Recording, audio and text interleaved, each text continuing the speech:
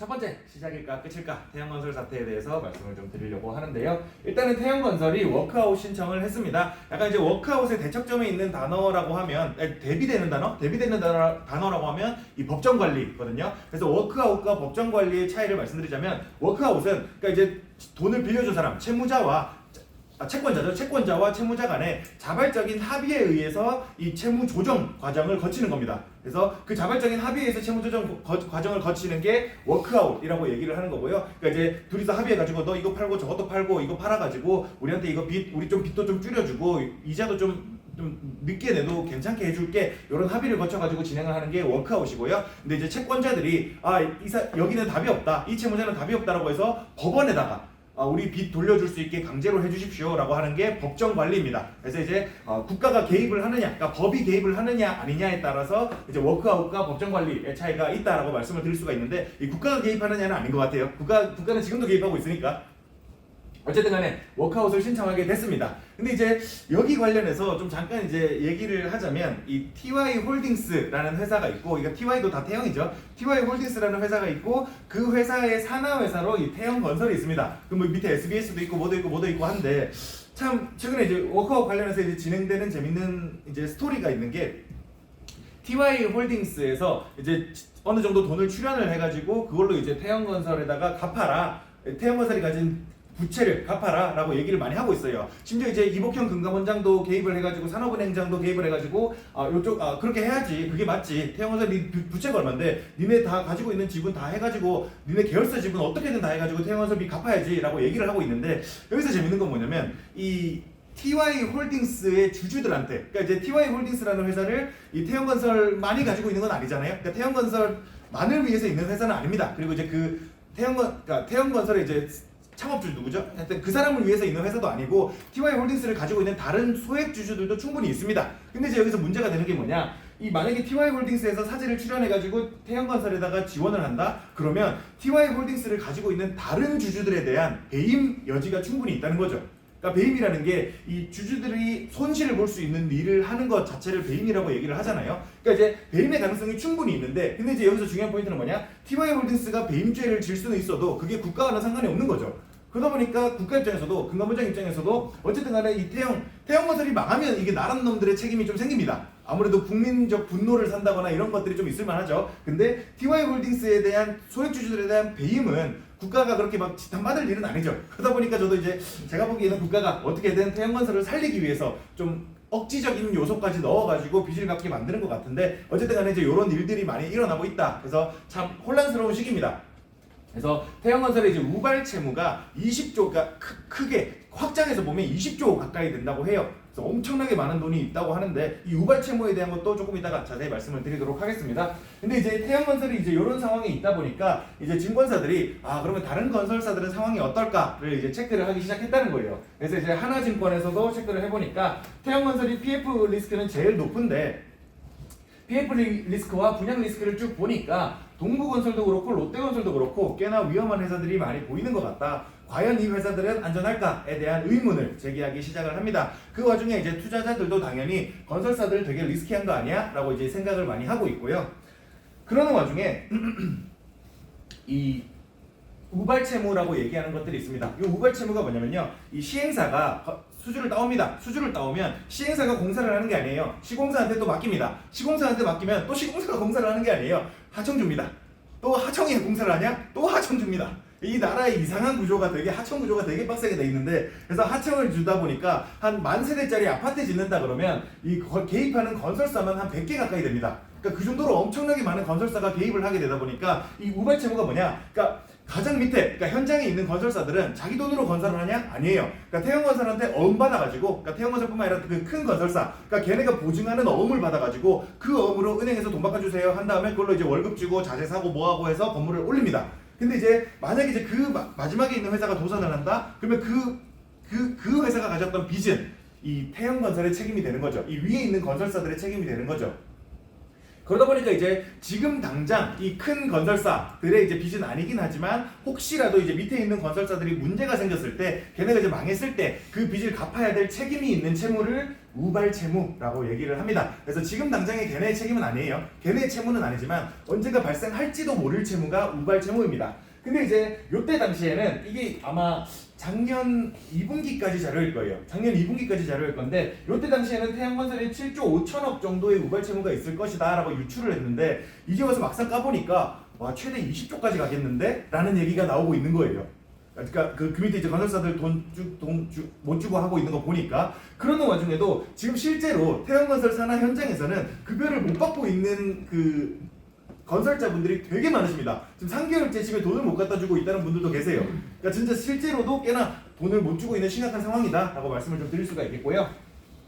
그러다 보니까 이제 태양건설도 7조 5천억일 줄 알았던 게 거의 20조 가까이 된다라고 얘기하는 거 보니까 다른 건설사들은 과연 어떨까에 대한 문제가 이제 제기되고 있는 거죠. 그러는 와중에 롯데건설이나 이제 동부건설은 우리 유동성 괜찮아요. 문제 없습니다. 태양건설 지금 얘는 진짜 문제가 있었기 때문에 문제가 터진 거지. 우린 괜찮아요. 라고 하지만 태양건설도 11월까지는 우리 문제 없습니다. 악의적 소문에 강경 대응할 겁니다. 당신네들 나쁜 소문 하지 마세요. 이렇게 얘기를 했던 거라는 거예요. 그러니까 참 과연 이 나라의 신뢰도가 어떻게 믿을 수가 있는가라는 생각들이 되게 많이 드는 것 같습니다. 그래서 옛날부터 그랬잖아요. 정부도 그렇고 기업도 그렇고 IMF 터지기 바로 전에도 기업들이 우리 망할 일 없습니다. 걱정 마세요라고 했는데 파산 신청 바로 했잖아요. 그러니까 지금도 태양건설도 우리 망할 일 없어요. 진짜 걱정 마세요. 악의적 소문 니는 찌라시 뿌리지 마세요. 우리 강경 대응할 겁니다. 라고 해놓고 2달 뒤에 이렇게 워크아웃 신청을 했다는 것도 참 웃긴 것 같아요. 근데 이 사람들의 말을 과연 믿을 수 있을까에 대한 문제가 좀 제기되는 것 같습니다. 그래서 저도 사실은 믿을 수가 있나? 라는 생각이 되게 많이 드는 것 같습니다. 근데 이제 이게 비단 건설사만의 문제냐? 아까 제가 말씀드렸죠? 그 어음 받으면 은행에서 돈 빌려온다고. 자, 중요한 거예요. 건설사가 돈을 못 갚고 도산을 하고 뭐 워크아웃을 하고 빚 못 갚겠습니다. 나중에 갚을게요. 그러니까 워크아웃은 합의하는 과정이잖아요. 그러니까 옛날에 건설사들이 워크아웃 상황이 있었을 때 대체로 한 5, 6년 걸려야지 그 워크아웃이 완료가 됐습니다.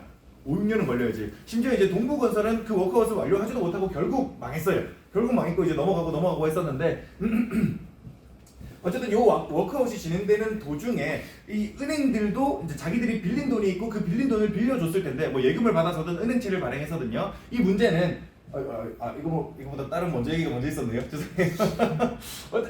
좀 자세한 얘기인데 신용도에 대한 얘기를 다시 해야 되는데 요 태양건설이 이 68회차 채권이 딱 하나 있습니다. 시장에서 거래되고 있는 채권이 요 68회차 채권이 딱 하나 있어요. 1,000억 원 규모가 발행이 됐었는데 요 발행된 채권이 불과 12년, 그러니까 발행일이 2021년 7월 19일이었고요. 3년 만기 채권입니다. 24년 7월 19일에 만기가 되는 채권이에요. 요 만기가 되는 채권인데 이때 23년 12월 20일까지만 해도 A-였습니다. 그러니까 투자 등급 채권이었다는 거죠. 근데 12월 28일 되자마자 순식간에 트리플 C까지 떨어지게 됩니다. 그러니까 투자 등급 채권이 하루아침에 투기 등급이 되는 거예요. 그러니까 이게 채권을 가지고 있는 사람도 문제지만 이거를 가지고 펀드를 조성했던 것도 문제가 됩니다. 그러니까 애초에 투자 등급 회사채 펀드와 투기 등급 회사채 펀드는 애초에 리스크 자체가 다릅니다. 그러다 보니까 그걸 평가하는 데 있어서도 되게 문제가 많이 발생할 수밖에 없는 거죠. 그리고 신평사 입장에서도 이거를 A-에서 트리플 C까지 내릴 거면 언지를 계속 줬어야 됐어요. 그러니까 뭐 등급 하향부터 하고 뭐 신용 전망 부정적으로 내리고 등급 하향하고 이렇게 하나씩 가야 되는데 A-가 순식간에 트리플 C가 되다 보니까 과연 이 신평사를 믿을 수 있는가에 대한 얘기까지도 나오게 될 수가 있는 거죠. 근데 이거 재밌는 게 또 뭐 여담이지만 요 1,000억 원 발행했던 거 뭐 장당 10,000원이라고 쳐봅시다. 장당 10,000원이라고 쳤을 때 지금 6,000원에 거래되고 있어요. 6,000원에. 만약에 태양건설이 안 망하고 요 빚을 갚는다? 이 부채를 갚는다? 제가 6,000원에 그걸 샀잖아요. 6개월 뒤면 이 10,000원을 건질 수가 있는 겁니다. 그러니까 6, 5, 30, 6에 36, 6, 7에 42 거의 65% 수익이죠. 거의 65% 수익을 얻을 수가 있는 배팅입니다. 근데 태양건설이 만약에 못 갚는다? 그럼 이제 종이조간이 되는 거죠. 종이조간이 되는 건데 그래서 이제 채권쟁이들이 진짜 재밌는 거죠. 채권쟁이들이. 그러니까 채권은 일반인이 건들만한 게 아닙니다. 진짜 엄청납니다. 그래서 지금 어쨌든 요거는 6,000원대에 거래가 되고 있다라고 말씀을 좀 드릴 수가 있겠습니다. 그러는 와중에 롯데건설은 여전히 A+라는 신용도를 가지고 있다고 하기는 하는데 과연 요 A+가 계속 유지될 수 있을까요? 그리고 다른 건설사들 리스크 있는 건설사들 되게 많은데 얘들은 과연 전부 다 그래도 투자 등급이에요. 전부 다 투자 등급인데 과연 얘네들이 계속 투자 등급을 유지할 수 있을지에 대해서도 한번 좀 생각을 해봐야 될 문제인 것 같습니다. 그러는 와중에 요 건설사에 돈을 빌려줬던 금융사들도 있습니다.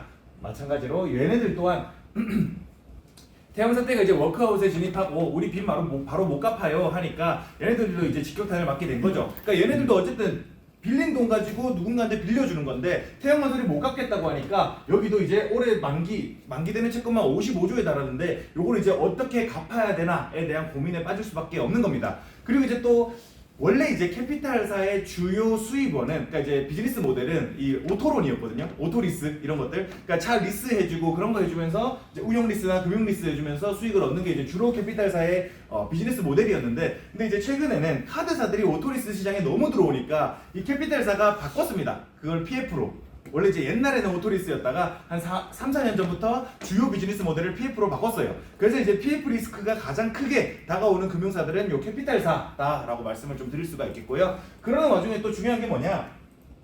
태형 건설만 문제면 진짜 괜찮습니다. 다른 걸로 메꾸면 되니까 태형 건설만 문제면 괜찮은데, 문제는 요 해외 대체 투자까지도 다른 금융사들이 정말 많이 했었다는 거예요. 특히나 이제 미래셋 금융그룹은 특히나 이제 해외 부동산 정말 많이 건드렸잖아요. 그러니까 뭐 그 상해 푸동타워부터 시작해서 호텔 산업들 엄청 건드리고 뭐하고 했었는데, 근데 이제 문제는 이 오피스 주로 그러니까 미국이든 유럽이든 오피스 지구를 많이 매입을 해가지고 이제 일단 펀드를 조성하거나 리츠 이런 거를 조성해가지고 그 돈을 모아서 해외 부동산을 삽니다. 부동산을 사가지고 그걸로 임대 수익을 얻다가 이제 어느 정도 가치가 올랐다 싶을 때 팔아가지고 사모펀드를 청산하고 이런 과정들이 이제 해외 대체 투자의 주요 메커니즘이었었는데, 지금 문제가 뭐냐면 코로나 팬데믹 이후로 이제는 이제 사람들이 돌아오겠지, 상업지로 돌아올 거라고 생각을 했는데 생각보다 재택근무 해보니까 굳이 부를 필요 없겠네 라고 생각하는 기업들이 많다는 거예요. 그러다 보니까 상업지로 사람들이 돌아오지를 않습니다. 돌아오지를 않고 있다 보니까 그 주변의 상권 자체가 망가지는 거예요. 그러다 보니까 지금 그러니까 미국을 중심으로 말씀드리자면 미국의 주요 오피스 단지의 그 공실률이 20%에 달한다고 합니다. 평균 공실률이요. 그러다 보니까 가진 건물이 팔릴까요? 당연히 안 팔리게 되는 거죠. 그래서 지금 오피스 건물들은 그 미국의 크라이슬러 빌딩이라고 있거든요. 그 크라이슬러 빌딩을 소유하고 있던 사람이 파산 신청을 했습니다. 작년 12월에요. 크라이슬러 빌딩을 소유하고 있던 사람이 파산 신청을 했고, 그만큼이나 이제 지금 그 고점 대비 상업지 건물들이 고점 대비 20-30%씩 빠져 있는 상황이다 보니까 팔 수가 없습니다. 팔 수가 없어요. 그러니까 팔래도 팔리지도 않고요. 이런 상황 속에서 그러니까 태형 건설만 문제면 다행인데 해외 대체 투자 또한 문제가 되고 있다는 게 문제가 또 그러니까 특히나 이제 그거를 많이 했던 게 메리츠 캐피탈이거든요. 요 메리츠 캐피탈의 부동산 금융이 또 시험대에 오르게 됐습니다. 근데 마찬가지로 뭐 선순위가 97% 이상이기 때문에 투자 금액수가 문제 없다라고 말은 하는데 뭐 태형 건설도 우리 문제 없었다라고 얘기는 했으니까요. 그래서 어떻게 될지는 아무도 알 수 없는 겁니다. 그러는 와중에 또 한 가지 문제, 제가 이제 누누이 말씀드렸던 ELS 사태죠. 이 ELS 사태가 상반기에 만기가 다가오는 것만 10조 원입니다. 10조 원 규모인데 사실 홍콩이 들어간 ELS는 사실상 손실 확정이라고 봐야 돼요. 사실상 50%는 손실 확정입니다. 50% 손실 확정이면 10조 원 중에서 5조 원이 날아가는 겁니다. 근데 이제 여기서 또 정부가 또 개입을 하고 있죠. 이복현 금감원장이 앞으로 이 ELS에 대해서 은행의 책임이 있는지를 철저히 조사해 보겠다. 그리고 은행의 책임이 있다면 은행이 그거를 물러야 된다라는 얘기를 하고 있습니다. 제가 여기서 이제 문제는 개인이 책임이 돼도 문제고 은행의 책임이 돼도 문제예요. 이미 12월 28일에 만기가 됐던 ELS가 하나 있었거든요. 자, 작년 12월 28일에 만기된 ELS가 48.68%인가? 그렇게 손실을 보고 투자금을 돌려줬습니다. 그래서 뭐 200억 규모였어요. 200억 규모였는데 100억 정도가 날아갔다는 거죠. 이미 100억 정도가 날아갔습니다. 그리고 지금 상환을 앞두고 있는 것들이 첩첩산중이에요. 첩첩산중인데 이게 만약에 이제 개인이 책임이 된다? 여기 ELS 진짜 많이 하시는 분들이 전세금 가지고 많이 하시거든요. 그러니까 보통 목돈이 한 번에 들어오는 이슈가 전세금이잖아요. 그러니까 그러다 보니까 ELS는 목돈 한 번에 넣는 겁니다. 그래서 개인들이 ELS 하는 거는, 그리고 또 무서운 거는 이 ELS 가입자의 90%는 재가입을 하신 분들이라는 거예요. 재가입을. 그러니까 한번 해보니까, 그러니까 ELS라는 게 특히나 이제 지수 연계 ELS면 웬만하면 손실 볼 일은 없거든요. 웬만하면 조기 상환까지 됩니다. 조기 상환까지 되다 보니까 뭐 저번에도 이 은행 이자보다 낫던데 6개월만 넣었는데도 1년치 은행 이자보다 잘 나왔던데 이번에도 괜찮겠지 하고서 넣은 거예요. 넣었는데 말도 안 되는 홍콩 지수가 말도 안 되는 반토막 넘게 나버리는 상황이 발생을 하는 겁니다. 웬만하면 안 생길 일인 거죠. 근데 그런 일이 발생을 해버리니까 넣었던 사람들 입장에서도 상품 구조 알고 하는 사람이 어디 있겠습니까? 저희가 공부하기도 어려워요, ELS는. 근데 그 구조를 모르고서 그냥 여태까지 상환 잘 됐고 은행원도 걱정 마세요, 안전합니다 라고 얘기하니까 무턱대고 했던 거죠. 근데 개인의 책임이 거기서 이제 그래서 개인의 책임이 돼버리면 이 전세금을 단체로 못 돌려줄 수 있는 상황이 발생할 수가 있어요. 만약에 그렇게 돼버린다? 문제는 1년 뒤, 2년 뒤에 터지겠죠. 아마. 그러니까 이제 그 전세금 못 주니까 그걸 이제 뭐 그 관리 신청하고 뭐 그러니까 최근에 전세 이슈 많으니까 잘 아시겠지만 그게 이제 경매까지 나오는 데는 1년 정도의 시간이 걸리잖아요. 그러니까 1년 뒤에 문제가 터지겠죠. 근데 만약에 이 은행 금융권 집단의 문제로 불거지게 되면 그러니까 이제 은행 니네 책임 있네. 니네가 다 원금 돌려줘라고 해버린다면 은행들은 또 어디선가에서 그 돈을 메꿔 와야 된다는 거죠. 근데 이제 은행들이 가지고 있는 대부분의 자산이 뭐죠? 이 채권입니다. 채권이다 보니까 일단은 보통 그리고 이제 한참 산지가 한참 됐겠죠. 20년, 21년, 그러니까 최근에는 계속 저금리였어요. 08년 이후로는 계속 1, 2%대 저금리를 유지하고 있었습니다. 그래서 그때 사놨던 그 채권들은 지금 팔 수가 없어요. 왜냐면 엄청나게 금리가 올랐고 채권 가격은 엄청나게 떨어졌으니까요. 그래서 지금 가격이 오른 자산이 없습니다. 그나마 주식이지. 그나마 주식 말고는 아무것도 가격이 오른 자산이 없어요. 채권도 엄청 떨어졌고요. 그러니까 21년 대비하자면 채권도 엄청 떨어졌고요. 부동산도 엄청 떨어졌습니다. 특히나 이제 상업지 부동산은 더 떨어졌습니다. 그러니까 이런 상황에서 뭘 팔 수가 있냐는 거죠. 거예요. 빚을 갚기 위해서. 과연 그러니까 이제 어쨌든 뭐 대규모로 빚을 갚아야 되는 상황이 터지면 뭔가 갚기는 해야 돼, 그러니까 뭔가 팔기는 해야 될 텐데 뭘 팔 수 있냐는 겁니다. 그래서 여기서 이제 우리가 한번 생각을 해봐야 될 문제가 발생을 하는 거죠. 그러니까 가지고 있는 캐시가 많으면 다행이겠지만 그것조차도 다 쓰고 나면 진짜 뭔가를 팔아야 될 텐데 뭘 팔 거냐는 거죠. 그리고 이제 그런 사태가 가시적으로 처음 발생했던 사태가 작년 3월에 있었던 SVB 사태, 실리콘밸리 은행 사태가 처음으로 터졌던 거고, 그거는 이제 그 실리콘밸리 은행에 맡겼던 스타트업 기업들 이 대규모 예금 인출을 하면서 이제 그 10년물 장기 채권들을 매각하면서 이제 이슈가 발생을 했던 건데, 이제 지금도 만약에 그 태양건설 사태가 계속 불거져서 금융사들이 연쇄적으로 빚을 갚아야 될 상황이 생기면 여기서 이제 뭘 팔 거냐에 대한 문제를 고민을 한번 해봐야 될 것 같습니다. 그러는 와중에 이제 또 재밌는 거는 한국신용평가라는 회사와 한국기업평가라는 회사에서는 여기는 이제 진짜 큰 손들의 세계예요. 그러니까 우리는 보통의 투자자는 채권까지는 잘 안 건드립니다. 채권은 잘 안 그러니까 그래봐야 해봐야 펀드를 하는 거죠. 채권까지 잘 안 건드리다 보니까 보통 이제 주식을 하는 분들은 여기를 볼 일이 없습니다. 근데 여기는 채권을 하시는 분들이 여기에 들어와셔서 이런 것들을 보십니다. 그리고 이 회사에서는 여기 들어오시는 분들이 주로 검색하는 인기 검색어를 제공해주고 있어요. 그래서 여기서도 쭉 보시면 어떤 회사가 위험할까에 대한 힌트를 조금 제공받을 수도 있거든요. 뭐 1위는 단연코 태양건설입니다. 그리고 이제 롯데건설도 뜨고 있고요. 신세계건설, GS건설, 현대건설도 나오고 있고, M캐피탈 나오고 있고, M캐피탈 여기도 나오고 있죠. 메리츠캐피탈 얘기도 나오고 있고, 그러니까 대체투자 리스크도 같이 있는 애들이에요. 그리고 만약에 조심해야 예금은 안전한가 해서 예금보험공사 보시는 분들도 계시는 것 같아요. 그리고 뭐 대충 이런 회사들이 있습니다. 한국투자증권도 증권사 중에서 PF 비중이 좀 높은 증권사예요. 그러다 보니까 이제 인기 검색어에 많이 오르내리는 것 같은데, 어쨌든 간에 요것들을 보면서도 어떤 기업들이 리스크가 있을까에 대한 힌트를 얻는데도 조금은 도움이 되지 않을까라는 생각을 개인적으로 조금 하고 있습니다. 정리를 좀 드리자면요. 자기 자본 대비 PF 대출 규모가 가장 컸던 태양건설이 결국 워크아웃 절차에 돌입을 했습니다.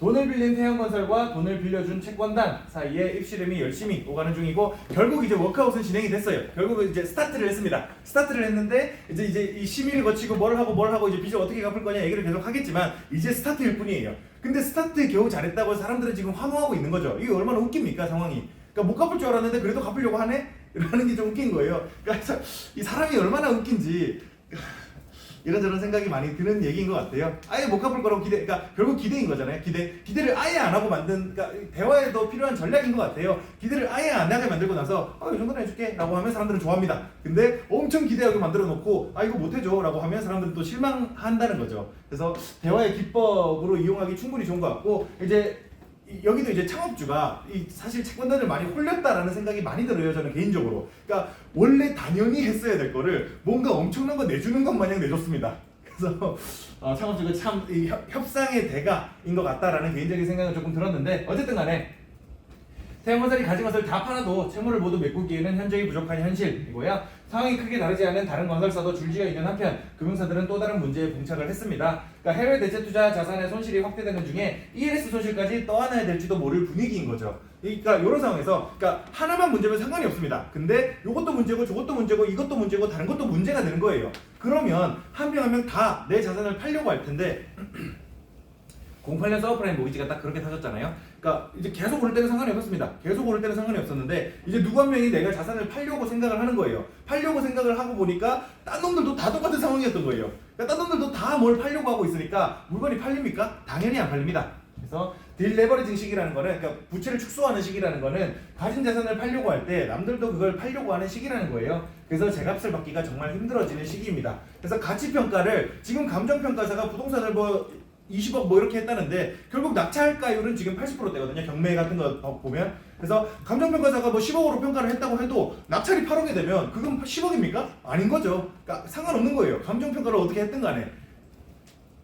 모두가 부채를 갚기 위해 가진 자산을 내놓아야 할 텐데 이 자산 매각이 과연 순탄할 수 있을까 싶은 생각이 듭니다. 그리고 태양건설이 이제 워크아웃 신청을 했고 이제 슬슬 매각 절차도 돌입을 할 거고, 아니면 그걸 가지고 있는 자산을 담보로 또 돈을 빌리려고 할 수도 있겠죠. 그러니까 지금은 일단은 뭐 SBS나 뭐 TY 인더스트리를 뭐 지분을 담보로 해가지고 돈을 빌려서 갚겠다라고 얘기는 하고 있는데, 근데 그게 또 이제 담보 가치가 또 떨어지면 또 이제 반대매매까지도 나올 수 있는 이슈가 되기도 하는 거죠, 사실은. 그래서 이런 부분에 대해서는 자산의 가치 자체가 떨어질 가능성에 대해서 염두를 한번 해봐야 됩니다. 그러니까 문제가 없다라고 얘기하는 거는 자산 가치를 감정평가 기준으로 삼았을 때를 얘기하는 거예요. 근데 감정평가보다 지금 경매만 해도 80% 가격으로 거래가 되고 있는데 과연 그게 유지될 수 있을까에 대한 생각을 한 번쯤은 해봐야 됩니다.